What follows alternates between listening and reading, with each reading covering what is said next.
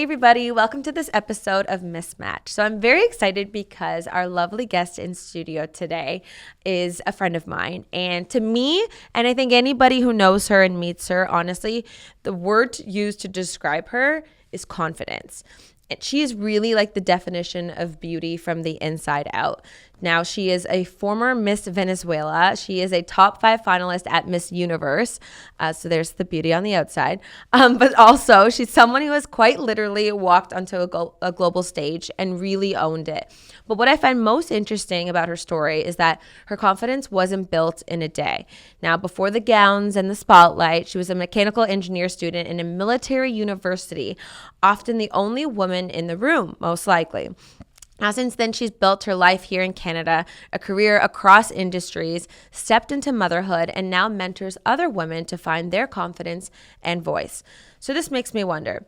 I have many questions for her, including, where do you actually get the confidence? How do you walk into a room being confident? Does confidence grow? Does it change over time? Today, we're unpacking confidence, not only as something that you're born with, but something that you build, that you lose, and rebuild again and again and again. So please welcome Keysi Sayago. Yay! Hi, Keisy. That was beautiful. That's you, girl. You're beautiful. Oh, thank you. I'm so happy to have you here, sincerely.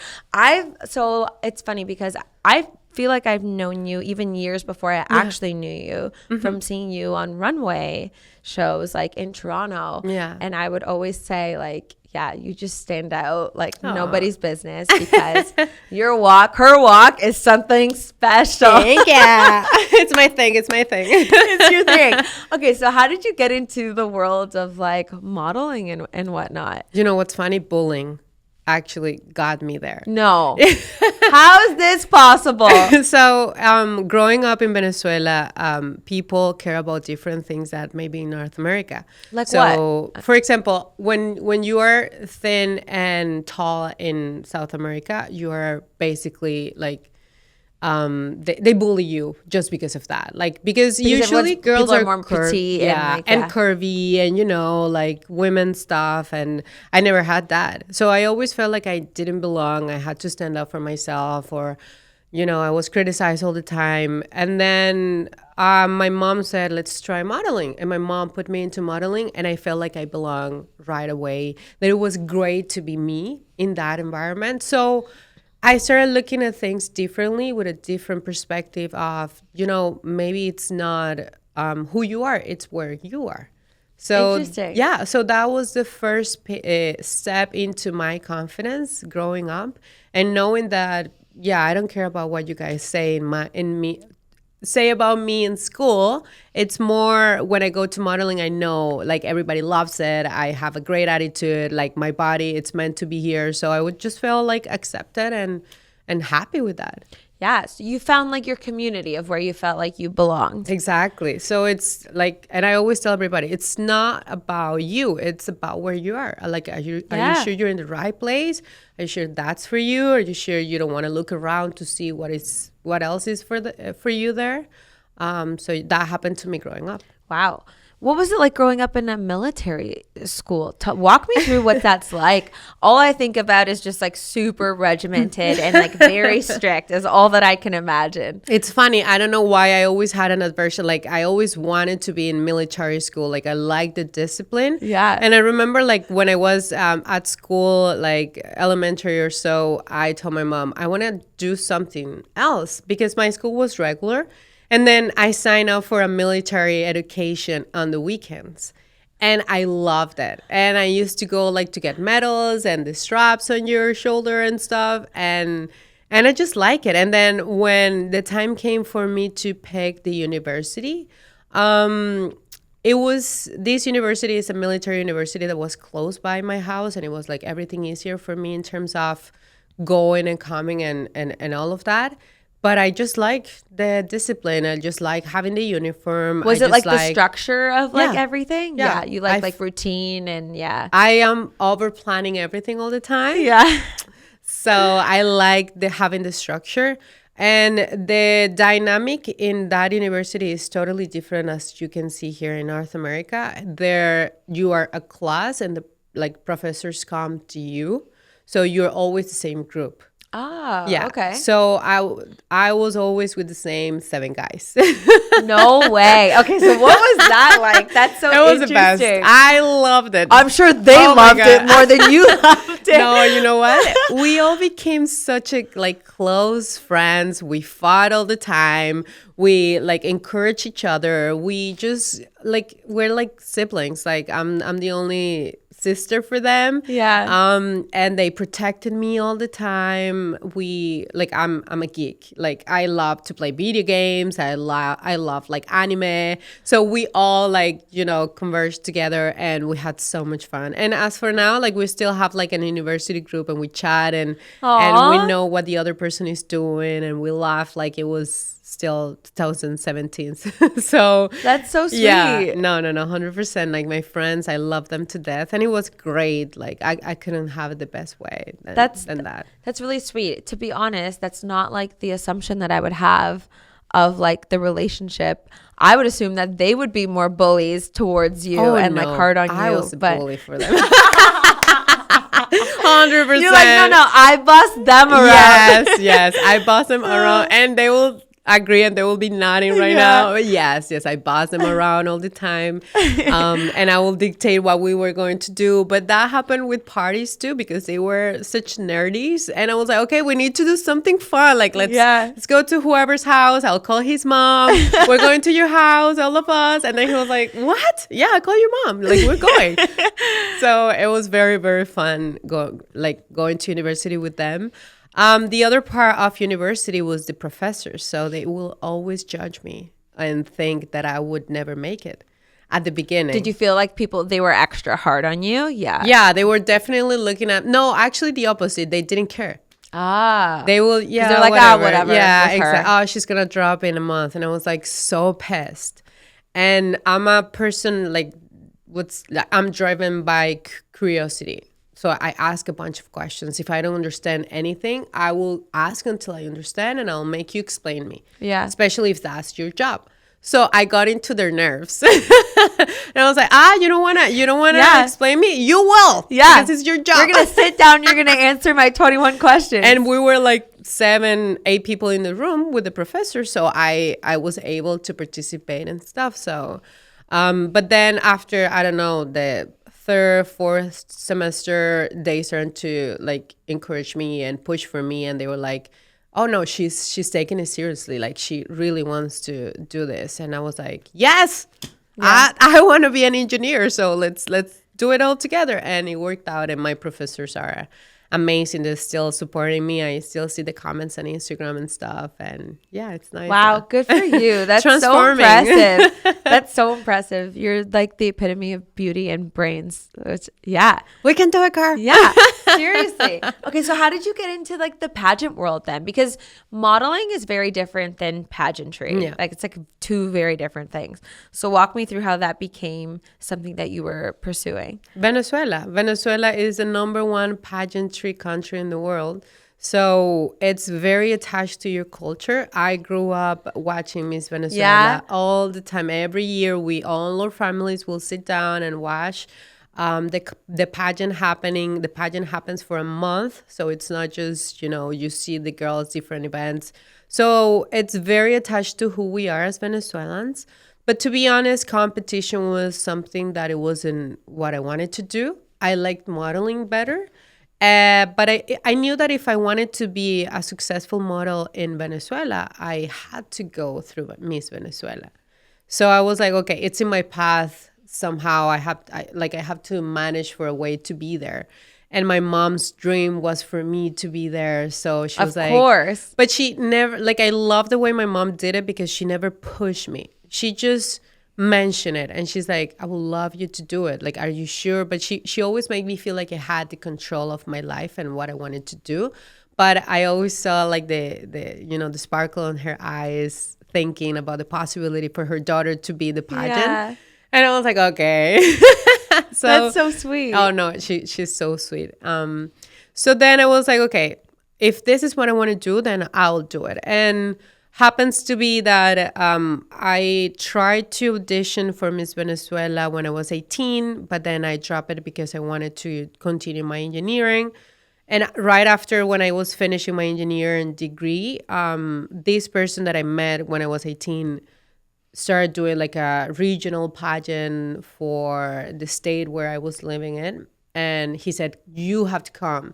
So it was a matter of destiny. They were in a mall talking, and my mom passed by, and they say, "Where's Keisy? We need Keisy." And I was like, "Okay, I'll do it." And then I did it, and everything evolved to being Miss Venezuela. Wow. Pageants. Yeah. So it was very surprising how life prepares you for being in the right place at the right time. For sure. Because I'm sure that if I would have done it when I thought I would do it, I wouldn't have done anything. Yeah. I needed to go through my engineering to build myself up, to grow, to be more mature. Because with pageants, you have to be mentally strong to be judged, to understand that who you are is fine, to trust the process, and to give your best work. So yeah. So that's that's how that path went through.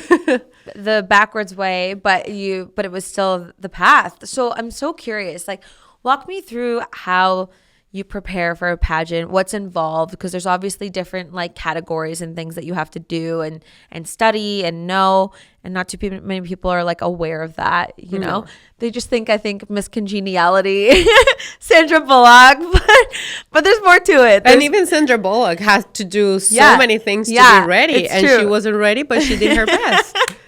So I feel like if you want to go into a pageant, first of all, you have to take it seriously. The first thing, and not only this is not for people that see it from outside. This is for people that want to do it.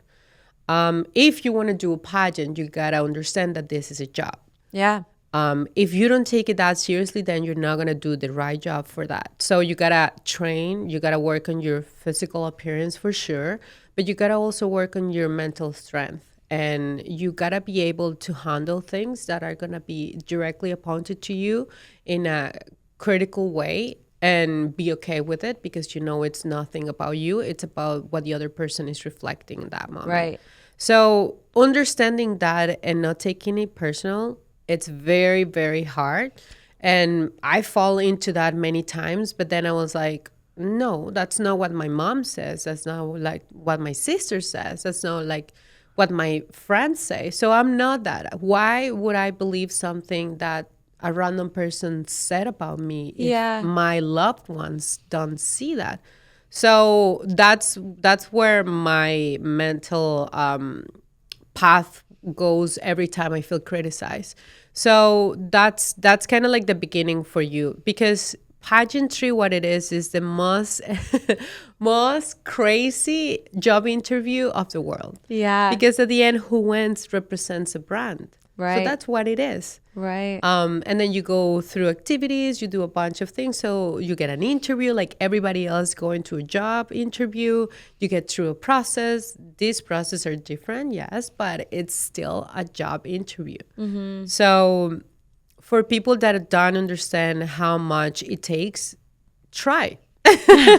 Try and let me know if it's very hard or not, because you have to work out constantly. You gotta take care. It's healthy in some ways, where you gotta work out, where you gotta watch your nutrition, you gotta watch like your aesthetic, you gotta do your hair, but then it boundaries with the extreme part of it. For sure. It's easy to get very like carried away and caught up with the concept of being perfect, because that's the expectation essentially. Exactly. Right? And somehow you gotta always bring your unique personality into the game, and that's how you win. I remember that right after I won Miss Venezuela, the people in the organization said, "Oh, I really hope you don't change."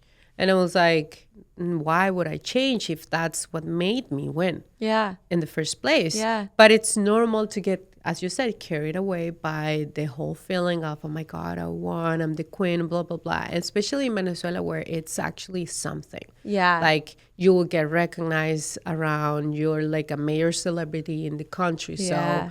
So it's so easy to, lose yourself there. And I feel like that moment when that person told me that, it kept me so grounded, because it made me be extra aware of where my head was at. For And I was sure. like, no, I know I have to be myself, but I gotta always take a look at where I am and make sure I'm there being myself and bringing that joy that I know I can bring, and doing the hard work. Yeah, for sure. It's so important to remember that. I always used to make a joke too, even in like getting in TV and whatnot. I was like, if I ever develop any sort of ego, punch me in the face. I was like, I deserve to be punched in the face. I never want to be that person. Same thing, because it's not who I am to my core. So I would never want to change or deviate from like who I actually am because of what I'm doing. But it's being mature too, like Totally. you and your values and your family and how they appreciate you, because sometimes it's just a matter of insecurity, being insecure, and then everybody's clapping at you. Of course you're gonna get like a balloon. Yeah. So it's The head gets bigger. yeah. So I during the competition portion of it, what was it like with the other women? I always want to know. Like, is everybody supportive of one another? Is there a little bit of, It's gloves always are up, something. but like what is the vibe with the women that you're with? Well, it's always, you are in a room with, for the national, we're 24 girls, and for international, we're 90 girls. That's a lot of That's women. a lot of women. Yeah, and of course, there are a bunch of personalities, so you'll find one of the kind. I'm sure. Oh my God. I remember, like, for the national, it was a different vibe, because in Miss Venezuela, you're only allowed to compete once. Oh, Yeah. really? So if you got your shot, that's it. You cannot go back. You can't go back. Exactly. And it's Wow. 24 girls. And every year there is minimum 200 girls trying to compete. And Wow. I'm sure it's more. But there is so many girls wanting to compete that it's very hard for them to repeat girls. So it's like the rule is, for Miss That's why they Universe do that. Venezuela, you are only allowed to one shot. So that's why people take it seriously. That's why you cannot miss the shot. So that's why I'm saying, like, if I would have done it when I was 18, Right. that was it. So when you appreciate the opportunity that way, then you get ready. And when you're competing with other girls that also appreciate the opportunity, it gets very competitive. For sure. So for a month in the nationals was very like intense, like, and very draining in terms of energy. Like, you had to give up so much, and you had like 3 television events where you were like, I don't know, they will give you your sash. The other one was for a special awards, and then the final night. So it's a lot that you have to get ready for, and you have a lot of like commercials that you have to record for sponsors and stuff. So it's a lot of work. And I remember when we were managed by an agent, and then we had like other girls by another agent, and we were like the angels of whatever, and then the other ones, and then we'll see each other. Like it was hardcore Yeah. competition. I believe it. It was I crazy. believe it. And then when I went to the international, that was nothing to. Well, so that's okay. So I was going to say, and then what was it like on the international scale for Miss Universe? Like that's a whole other than pool of women from all over the world, with also different cultures and customs and traditions of like and languages. Languages. And I wasn't that well spoken in English by the time, so you had to find ways to communicate, and maybe what's offensive for me, it's not for you, or the opposite. So it was very tricky. So you will always fall into hanging out with the girls from your own, like, that speak your own language. Yeah. But I didn't let that stop me. And they were very amazing girls. Like, when I competed, they were so much fun. I still like have contact with a bunch of them, and I hang out with girls that will take it like a job, but that understand that the competition was when it was. Right. If we were hanging out, that's not the time for competing. Of course, you are like, if you're hanging out with the girls and you know that the organization people is around, you're gonna like always behave, like sit properly, like posture and stuff. For sure, because you're But- being watched. Yeah, but you're hanging out with the girls, like, Yeah. it's fine. So as long as you understand where and how to compete in a good way, then it's good. Of course, there were girls that we're crazy and we're trying to say things. What's like the craziest thing anyone's done? I remember one, we were talking and she goes like for a political question and we were in the table just us. And I honestly said what I thought. Yeah. And she was like, wow, that's a pageant answer. Can you answer like real? Wow. And I'm like, that's my real answer. If you're an asshole, Yeah. that's not my fault. Totally. I didn't say that to her, but I was like, oh. Yeah. But yeah, I remember, and she was very Wow. annoying all the time. And I was like, oh my God, this girl is so annoying. I was like, okay, I'm going to the opposite way. But I think this is the first time I say that. But it's been 10 years. Come on. Yeah. Like, she was very annoying. But No, the I rest imagine was good. there's always, I mean, you're saying there's one. I imagine that there's more of them Yeah. like that for sure. Yeah, More than not. 100%. There were others that I wasn't hanging out with, but I heard stories and stuff. And then just the pageant itself is just the craziness behind the other craziness moment, so The fun craziness. Though. Yeah. And you got like, it's so impressive that you did that. Like you look back and think like now, I mean, you have a daughter now. Yeah. Would you want her to do if she wanted to? She was Yeah. like, Mom, I want to do this. Oh, let's do it, girl. Yes, let's go. What do we need to do? You know what's funny? This edition, the last edition of Miss Venezuela, it was the daughter of a former Miss Venezuela competed. Aww. And she won. Wow. So mom and daughter were like our Miss Venezuela. That's really special. And I was like, crying. I was like, oh my God. Send the cards. To be honest, whatever she wants to do. If she wants to do it, great, because I already know how it is. Right.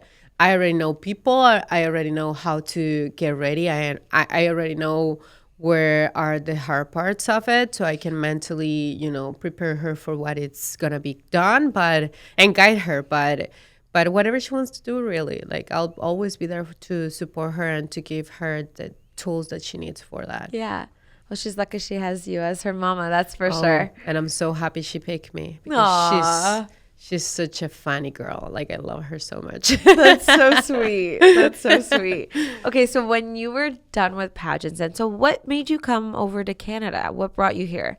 Well, before the pageantry, I knew I wanted to fly away. From my family, we come from a very humble area.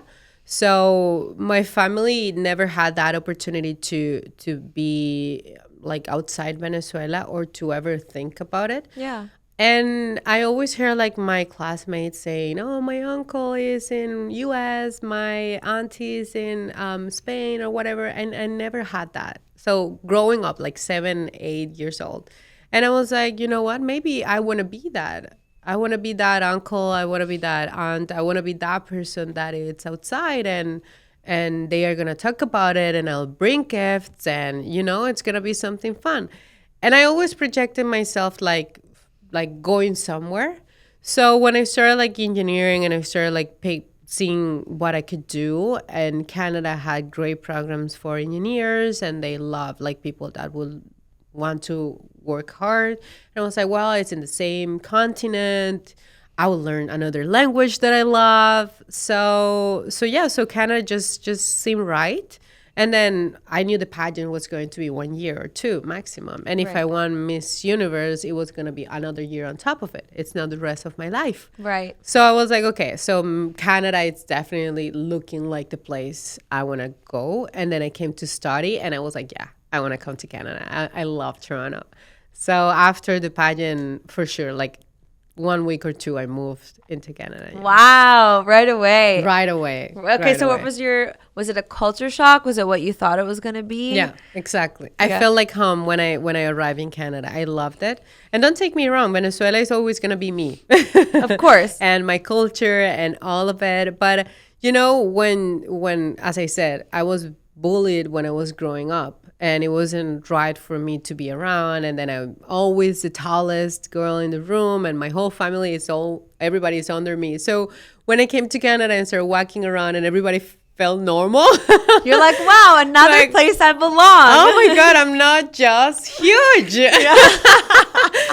So I felt like I belong. And again, I had that feeling of it's great to be me here.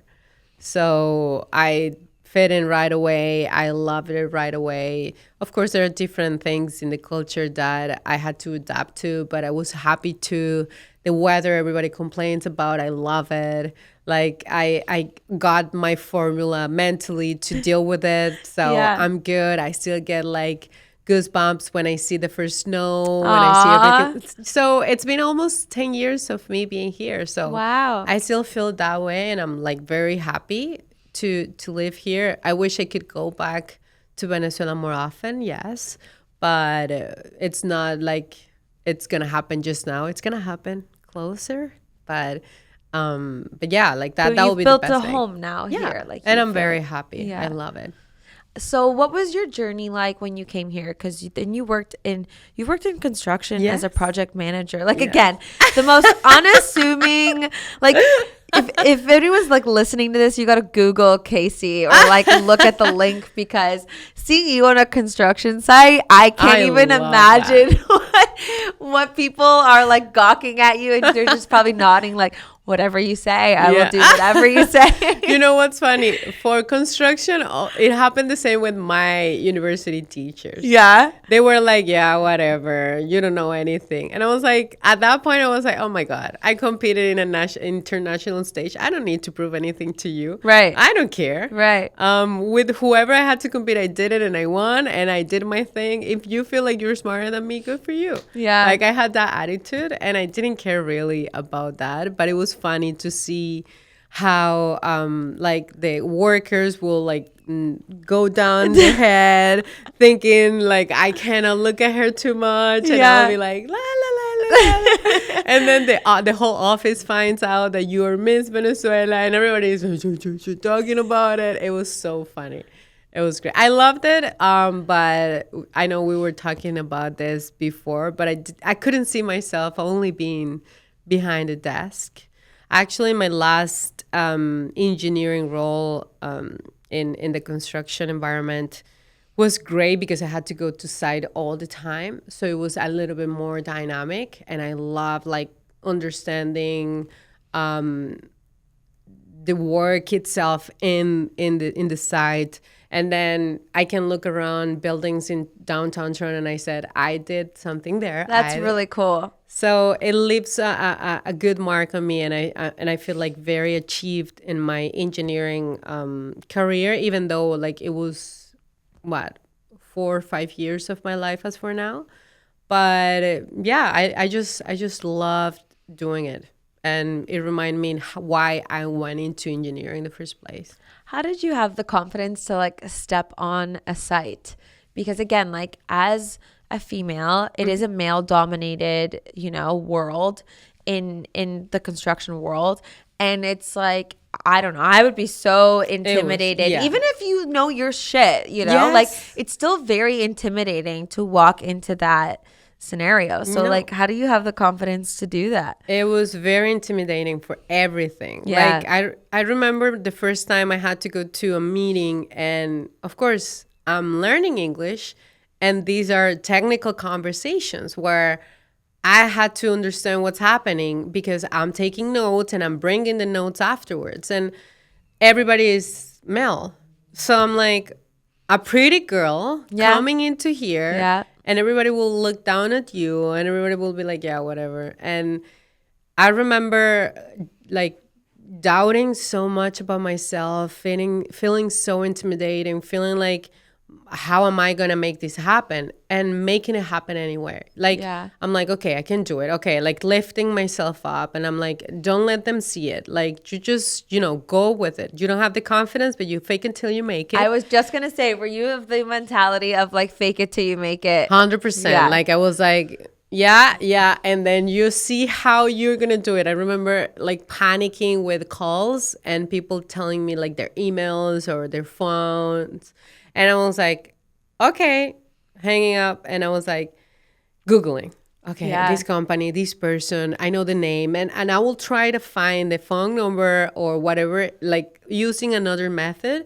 But I would give that to the person I had to give the information. And I was like, struggle so much.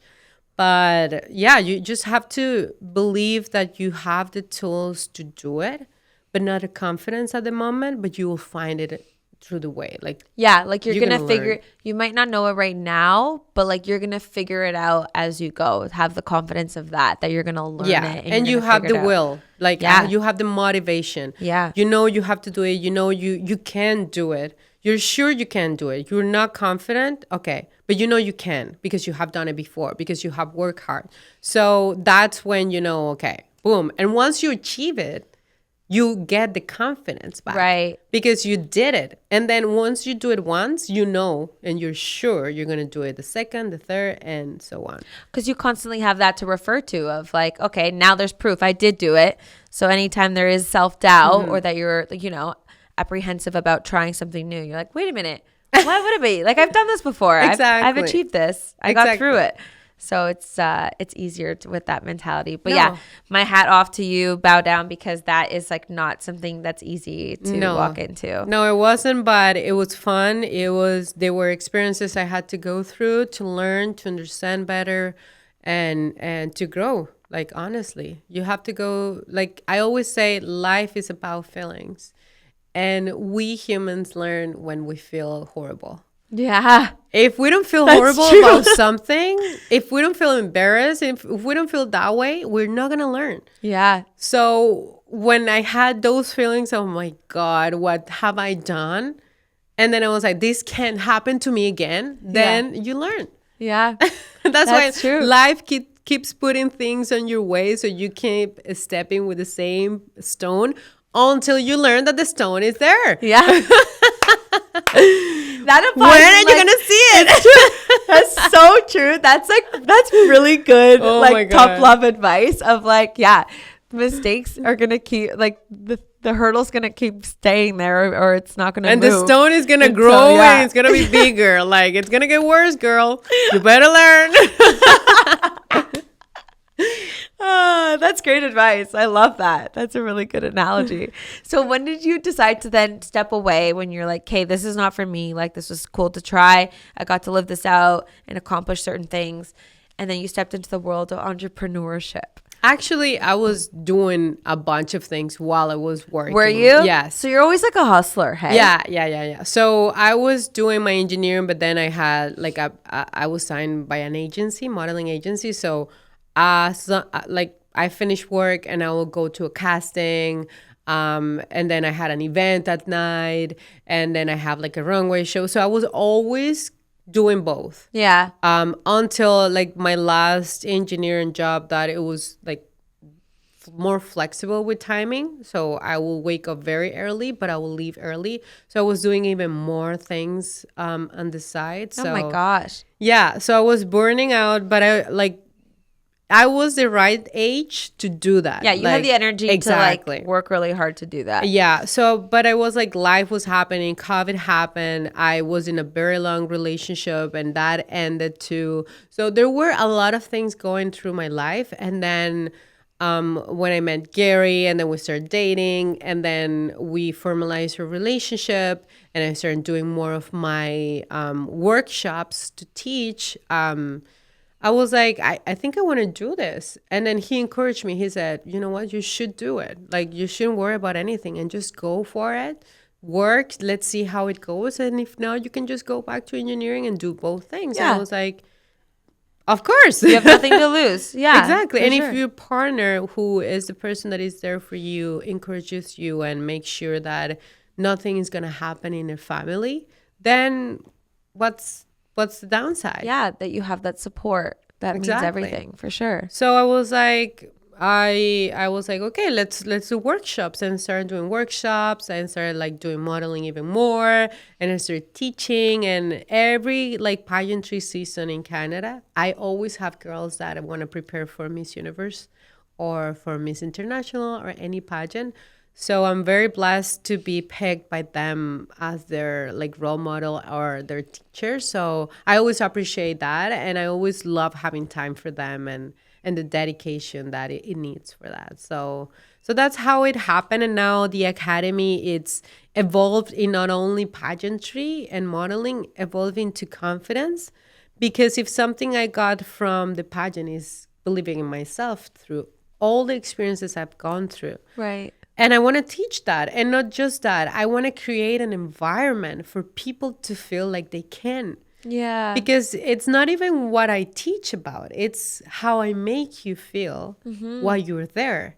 And I've seen the changes of the girls that have gone through the confidence path, and they are now being so strong, so like outgoing, and it's just fantastic to see that. So tell me about what kind of women come to this sort of thing, because I imagine this is really good for all sorts of walks of life. From, you could have a CEO, but you could have a mom, but you could have her daughter also. Like, it's like, this is something that I think so many women could benefit from. So it's for everybody. Yeah.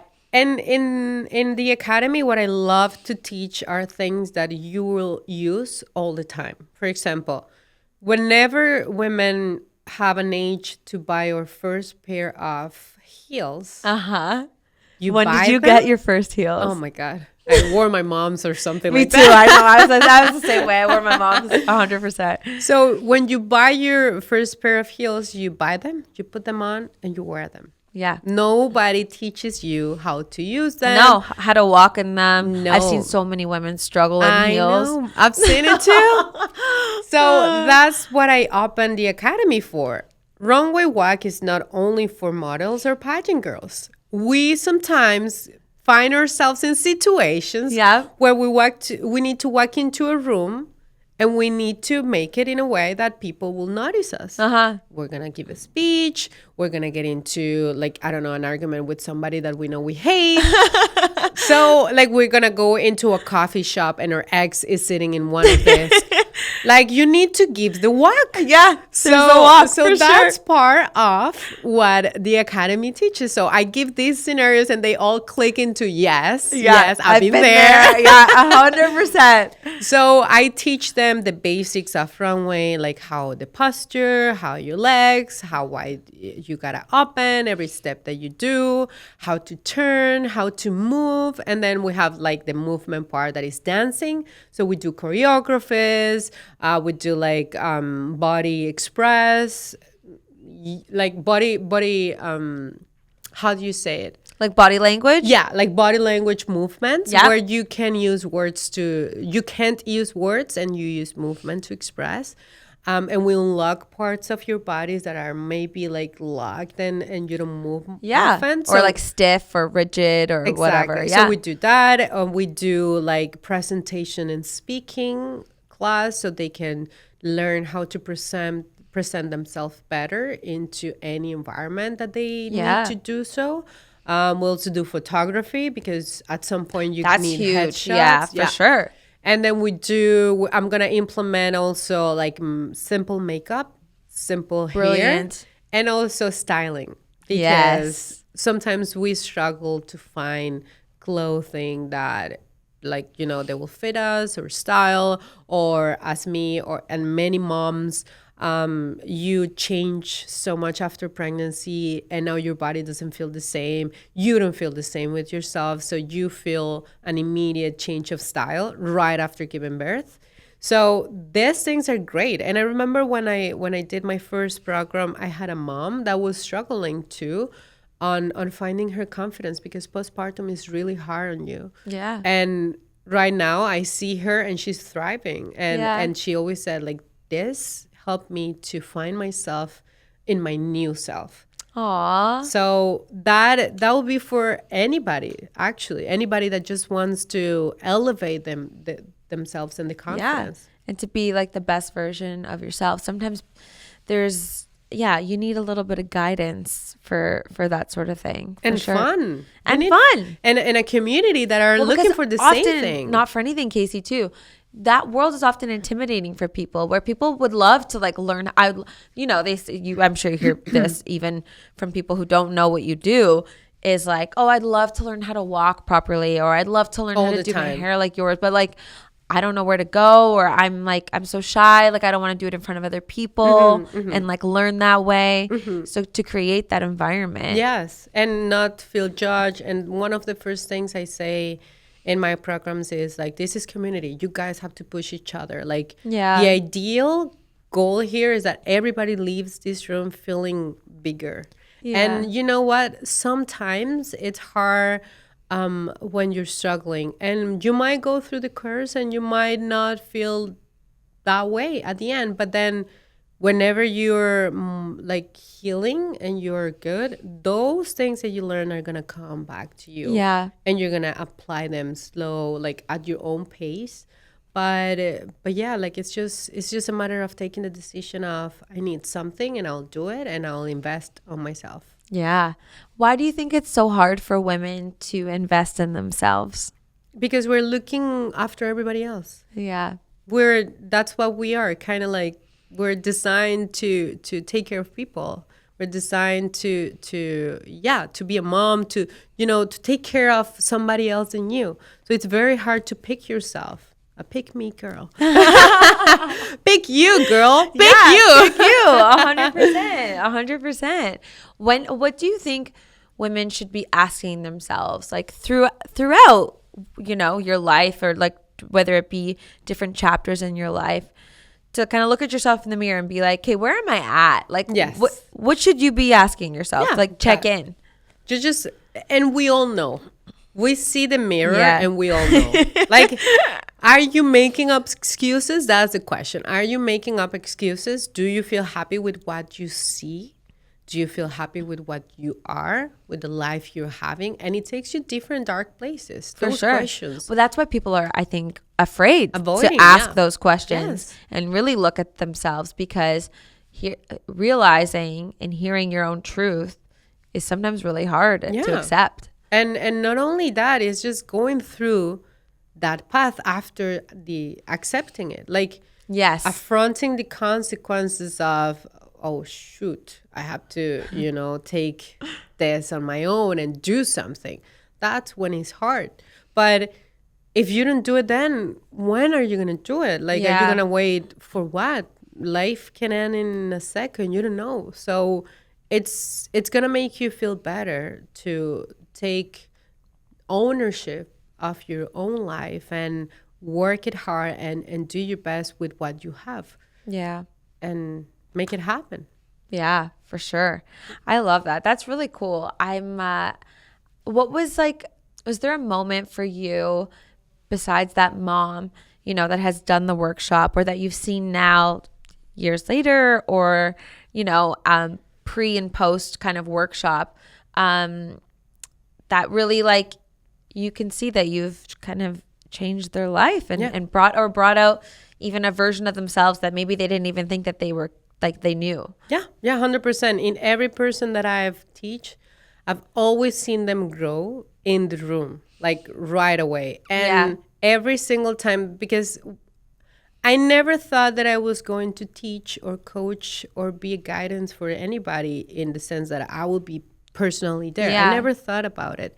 But when I arrived in Canada, this beautiful girl, Svetlana, she messaged me and she said, I know you're in Canada. I want to be coached by you. And I was like, I've never coached anybody. Yeah. So she made me a coach. So we trained, and she had the motivation. She had all the tools for her and the discipline for her to be successful. And I was like, okay, let's do it. If you want to do it, I'll give you all the information I have. Yeah. And I started growing with her. I started learning with her. And she made me wanting to continue doing this. Yeah. So it was beautiful to see, like, how then it has started happening with other girls and everybody. And I never advertised being a coach, but there was always somebody that wanted to train with me. And I was like, you know what? It feels very good.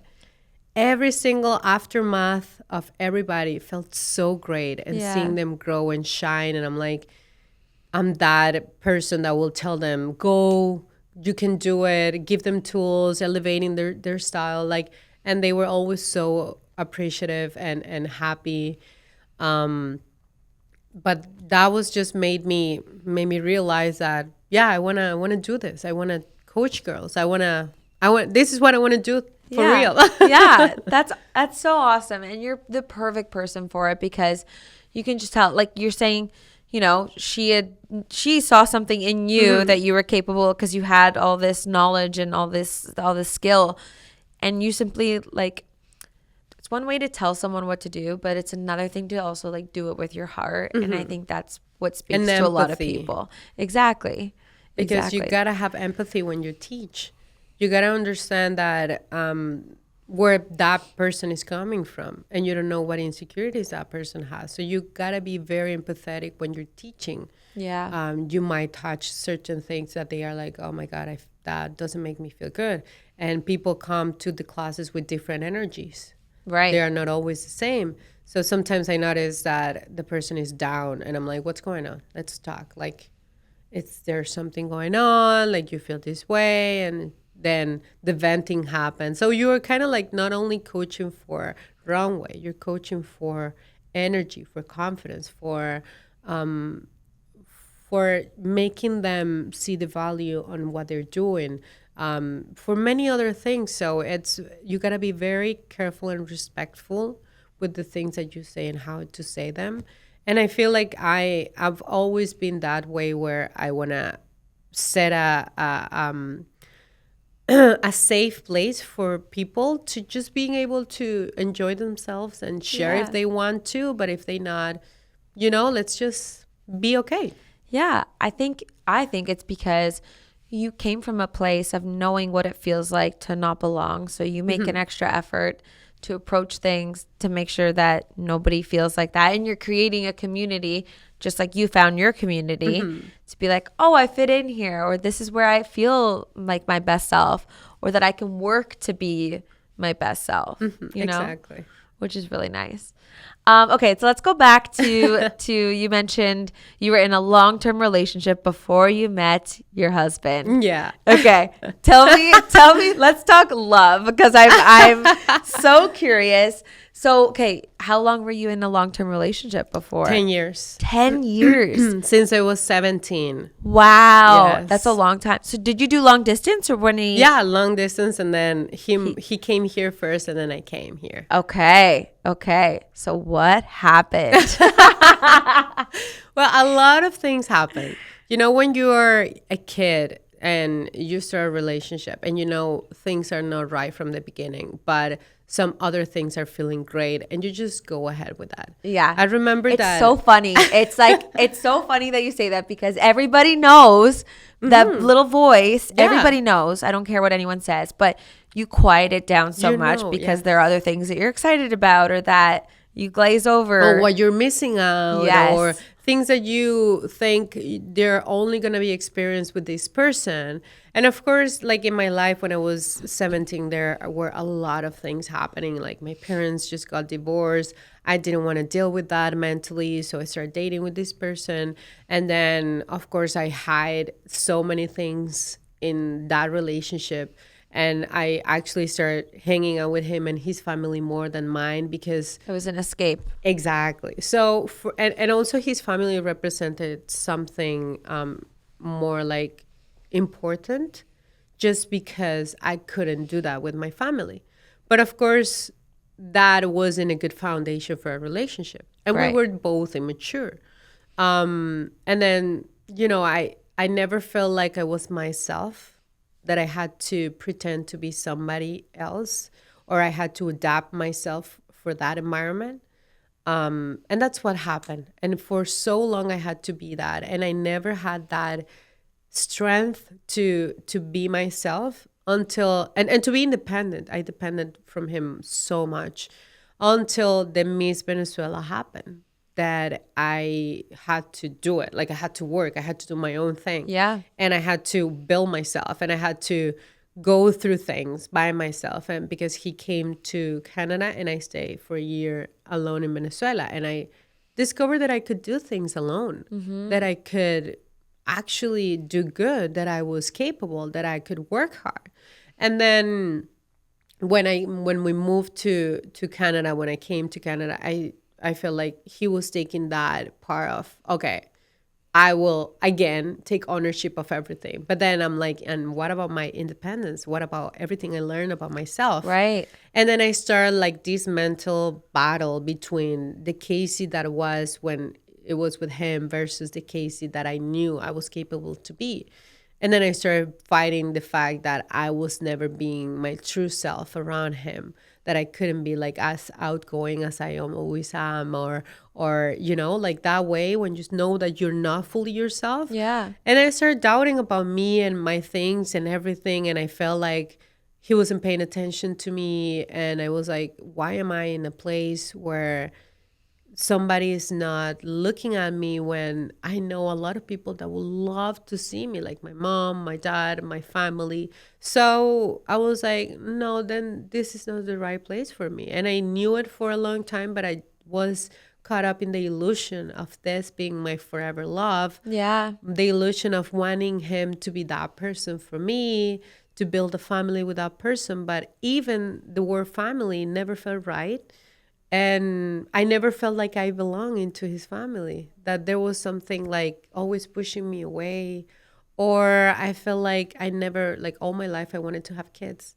And I felt like I didn't want to have kids with him at some point. Wow. So it was like, there were a lot of things that were not right. And I'm sure he felt the same way too, that he felt in his core that something wasn't right. But, Yeah. you just go keep along going. with it, because Yeah.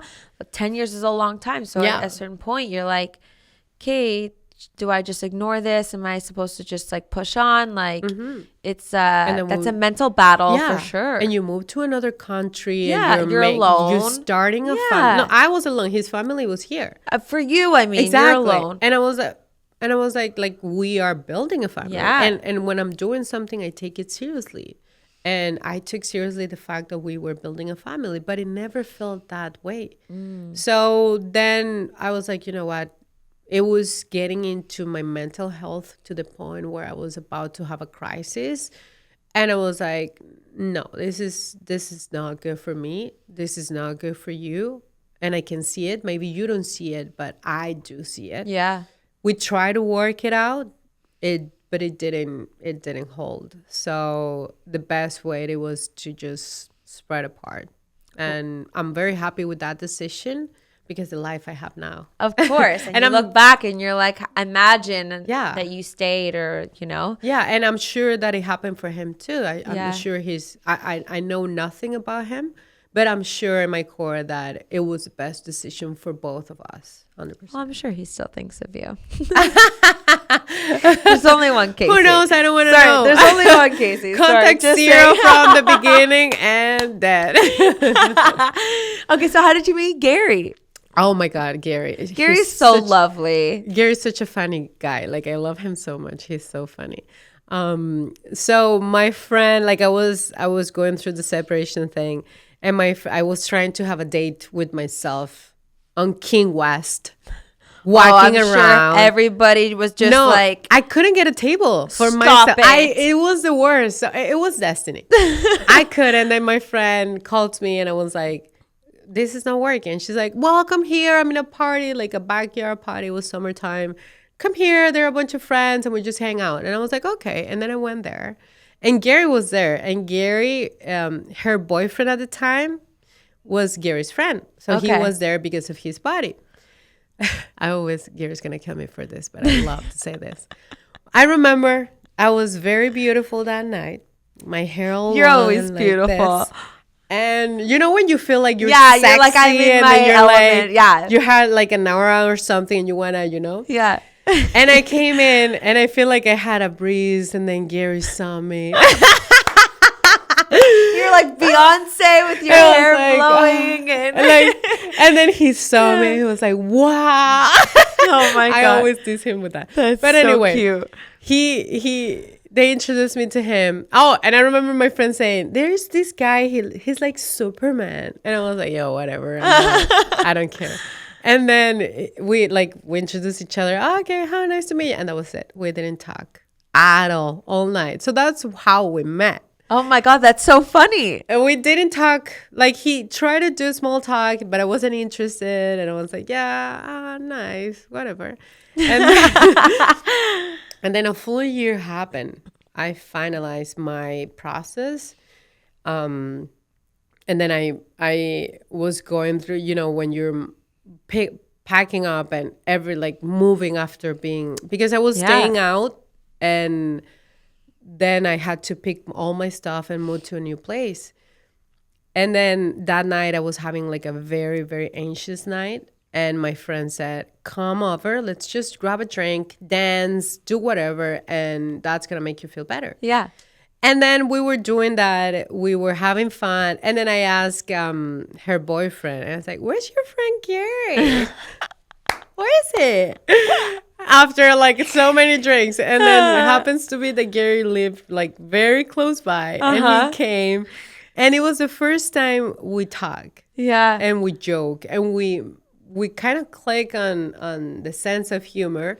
And I always thought Gary was like a guy that was, hit on girls all the time and blah, blah. But no, he was a shy guy. And then we started talking. It was so much fun. And that was it. And then like months later, my friend set up like a double motorcycle ride.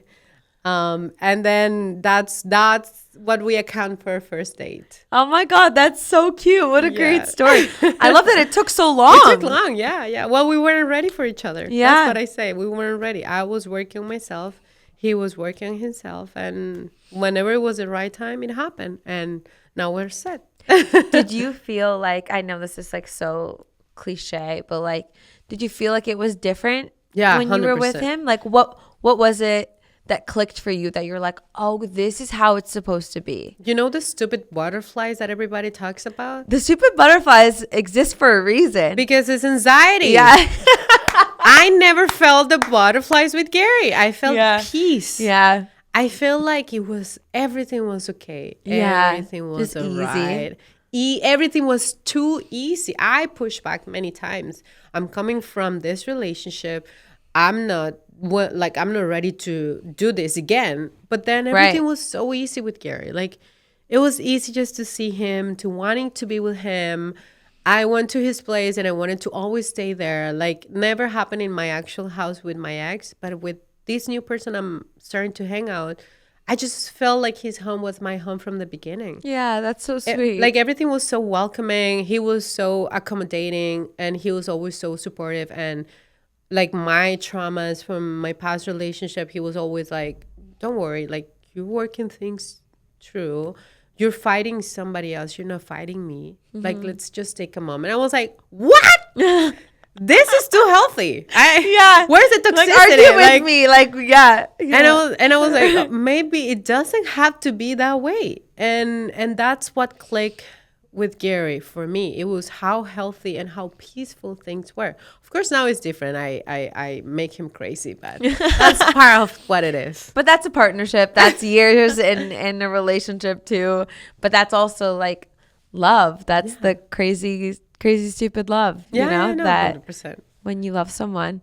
Okay, and so you have such a beautiful life together. You have a beautiful daughter. Yeah. Tell me about motherhood and how you think how that's changed you, because that's a whole new chapter and a whole new role, Keisy, that you're killing, by the way. Oh, thank you. I'm doing my best, like everybody is out there. I feel like with motherhood, I wanted it so much when I was growing up. And then when Gary and I started dating and started getting serious, we had to have conversations. So we had the conversation of religion. We had conversations about education. We had conversations about values, what was important for him and what was important for me as a mother. We didn't just do it and, we want to have it. No. Like, when I do things, I do it very intentionally. Mm-hmm. And when we had this conversation, it's important. We're bringing another human being into this world. Like, it's not just, we want to give. No. Like, that was not the way I wanted to have it. So we had these conversations and we planned. And I said, look, I feel like this is going to happen right away.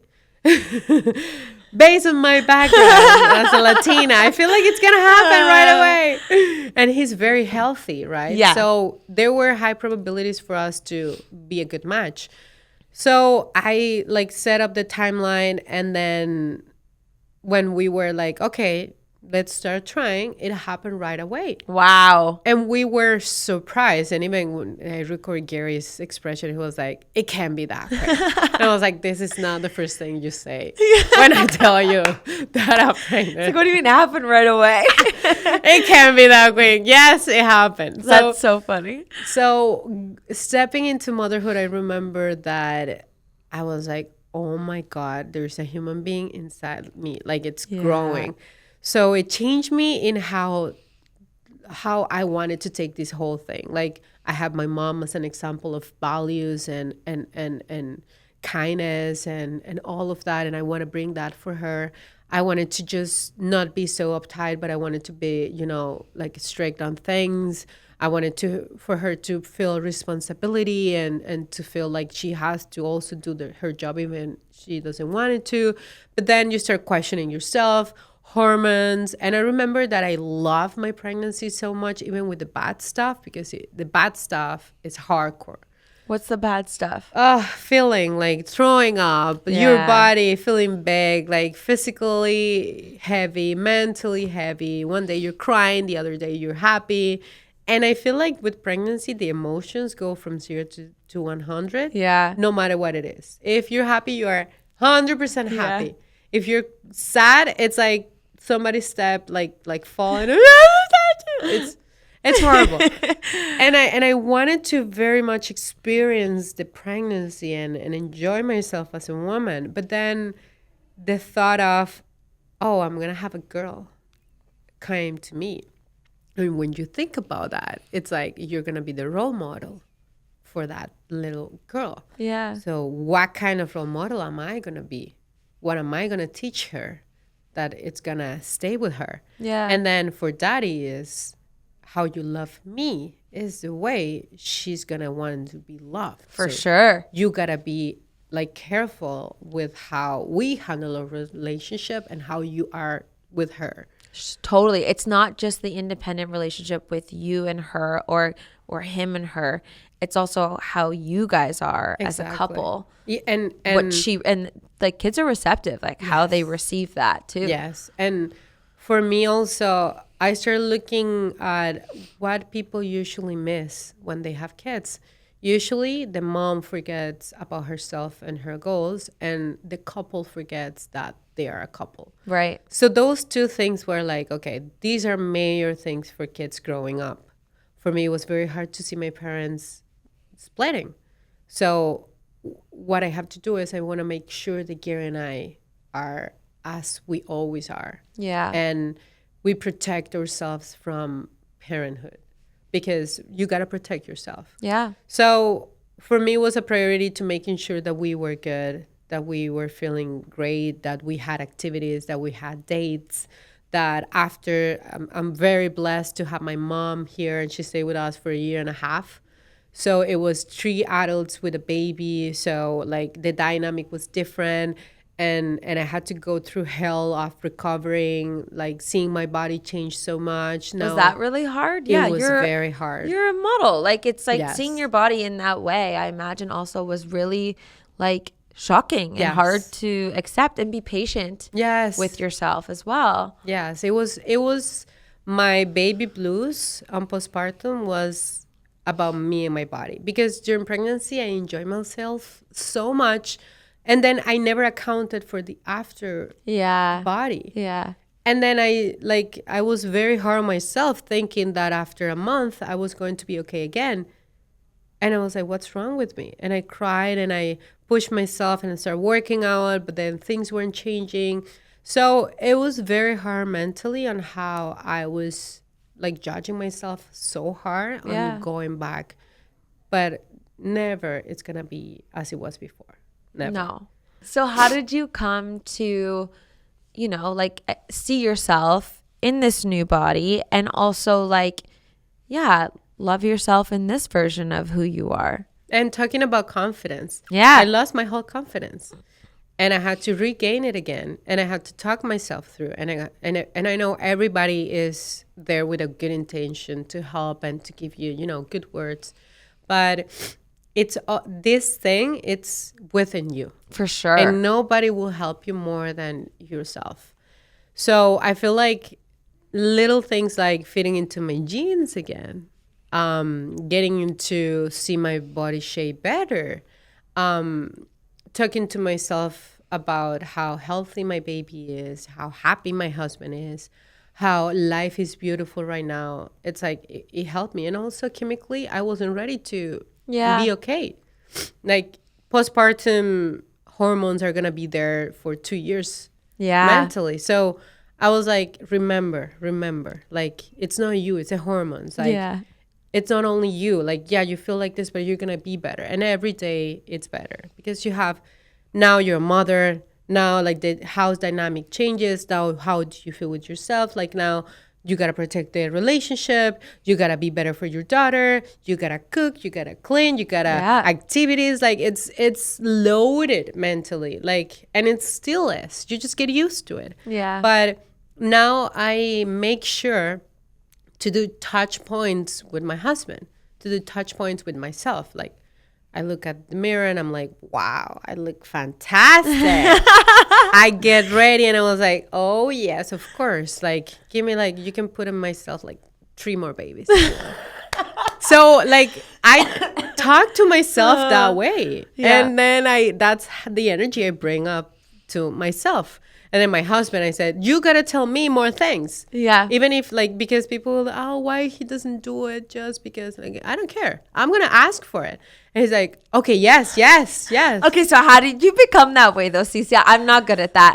I'm not good about like asking for what I want because I feel, I don't know, it's not a shyness because I'm not shy, but there's something about like imposing. Yeah. Maybe that's what it is. I'm not good at it at all. But it's just that you're happier when you ask for what you want. Exactly. Yeah. And I'm very particular with things I want. And I want them a certain way. And Gary knows that. Yeah. And he's like, you better tell me what you want. Yeah. So he told me to tell him. Okay. So now I tell him. And I tell him, this is what you want. Yeah. You marry me. So you want me to tell you what I want. Yeah. So I'm going to tell you what I want. I want you to tell me how sexy I am, how beautiful I am. When you know I need it because I need it sometimes. And that's going to be great for our relationship. It's not because, no, I want to eat something good. Yeah. I want sushi. Bring me sushi. Like, like it's part of the dynamic. You got to be able, like if your partner open the door, then you have to cross by. Then everybody's doing their best. I'm doing my 50, you're doing your 50. Sometimes he's doing 70, I'm doing 30. And that's how it goes. Like in therapy, I learned that. And like, it's not always 50-50. Sometimes, it changes. The ratio changes. But you also have to know when you need to step up or let it be the other person's time to rise. Like it's a balancing act. And sometimes you give clues and oh my God, man, they don't take clues. I was just gonna say, but sometimes they don't read the clues. That's the problem. Is they don't get the clues. So you have to tell them exactly because they're not gonna get the clues. How more obvious I have to be. Okay, I'll tell you. So sometimes what I do is like I text him. Like we're in different places and I text him what I want. And he's like, oh, okay. So I don't say it in his face. I'm like, pretend I didn't say anything, but this is what I want. You like know? It's a little message from the gods. This is now Keisy. Exactly. So because you have to also help them. Like I always tell him, like, of course you're not able to read my mind, and I'm not able to read your mind. When you were talking about like you're thinking about something, and then you ask the other person a question, like they know the conversation that is inside you. I go like, I love you. But I wasn't present in the conversation you had with yourself. Yeah. So just keep me up with speed. Like, what's happening? Yeah, totally. And then he's like, oh, yeah, sorry. Like, change of topic right away. And then, I feel like those things are very important now with motherhood, now with how I feel, now with Keisy. And you got to wear different hats. And you need to know when to take the hat off. For sure. Like, with Emma. Anytime I'm with her, it's like there's nothing else but mom. Yeah. But as soon as she goes to bed, it's like wife, it's like Keisy, it's like that's it. Because I feel like taking the hat off, it's harder than putting the hat on. For sure. Because being a mom is so like consuming, then you get carried away. And For sure. I've been in that case, but then I'm like, no, I'm also this. Like, I'm also entrepreneur. I also like work as a project manager. I also like, I do all these things, and I have to remember myself that I do that. So I need to keep Emma seeing a mom that it can do all these things and be healthy and mentally stable. That's what's going to be the best for her. A mom that it's stable, not a mom that has something against motherhood because of how things are going. Right. I don't want her to feel that way, that, oh, yeah, I didn't do this because I became a mom and stuff. No. Being a mom was my decision. I am dealing with how it is. And I want you to see that. Yeah. I took the decision, but that didn't mean that I didn't choose myself either. Yeah. And I have a partner, and he's also there. I cannot do it alone. I was just going to say, well, that's why it's so important to find a good partner, because no person can do it alone. It takes a village, you know? It takes a village. And if you don't have the village, you need, like, your village can be your parents. Yeah. It could be your friends. It could be colleagues. It could be your husband. The nanny that you trust. Right, exactly. It's like, but if you don't have that person, it becomes very hard then to take off the hat. Exactly. Right? And I'm like, whenever I go to events, how do you do it? Is daddy babysitting? No, daddy is parenting. I was just going to say, I always laugh when someone's like, oh, my husband's babysitting. I'm like, someone else's kid or your kid? Because that's parenting. Look, I learned that because, of course, my English vocabulary was like certain way. And then I understood what babysitting means. And I was like, no, he's being the dad. Yeah, yeah. Like, and we take turns, and we have a calendar, and like we negotiate, because I want him to continue his life the same way I do. Yeah. I don't want anybody to feel pressure or anything. We choose this, and we're happy to do so. Yeah. Even though. Is that something that you and Gary like discussed before of like how you're going to approach parenting? Yes. These conversations have to happen. Like, have conversations with the partner. Also, understand what kind of parent that person wants to be, because that's important. Then you'll know that they won't want to be that involved. Right. So you know what to expect. Right. And if you still want to go through with it, then you put conditions. Then, okay, if you don't want to be that involved, then I'll need to hire somebody to help me. Right. So, and that person, okay, like, you know, like, I'm not saying, oh, that's not the one. No, like, not everybody is into parenthood until they are certain age. Like, some dads are like, yeah, when they are like 5 and 6, they understand more, they get more involved. Right. Some people are not, like, they don't feel comfortable with infants or toddler or whatever. Yeah, and that's okay. For sure. Like, that's normal. For sure. But as long as you're there and you do your part, great. But then you have to provide, because that it's not easy. That's the hard part of. That doesn't mean that you just erase that chapter and you deal with it yourself, because that's not going to bring you happiness. So have those conversations. Like, even to you, have those conversations. Yeah. I'm taking notes, Keisy. I'm taking notes, because all those things matter for sure. Yes. Well, that's why you have such a beautiful life and you're happy and thriving. Well, you have to suffer so you get somewhere good. And you know what's funny? Then you think something's gonna freaking happen, because happiness is not something achievable. I know. Isn't that so sad? It's like I used to say, and you're making me retract this statement, but I used to say, you know, you can have it all, just not all at once. No, you can't. Because sometimes, you know, I don't know, when you're like you're sacrificing in other like areas of your life, because it is really challenging to keep everything going at the same time. But like you're saying, I don't know. I think it's possible. Yeah, what you're telling me is it's possible. Of course, but like I would say, I don't think I have all the things that I want, but the things that I have make me happy. Right. That doesn't prevent me of continue working hard. 100%. You can keep exactly. So you just have to, instead of looking at from here to the future, look from the future to here. That's the best way. Like, turn around. Yeah. It's like, what do I currently have? How happy I am with the things I have. Yeah. Can I still work for the things I want to have? Yes. For sure. And this base here, it's going to make me even want to work harder. Yeah. So don't feel like you're incomplete or you can only have certain things. No, you can have it all if you look at it as a whole. Right. And whatever you don't have is something that you're going to achieve. That's the way to do it. That's you could, like, look, it's only one life we have. It's only one shot. It's true. So it's true.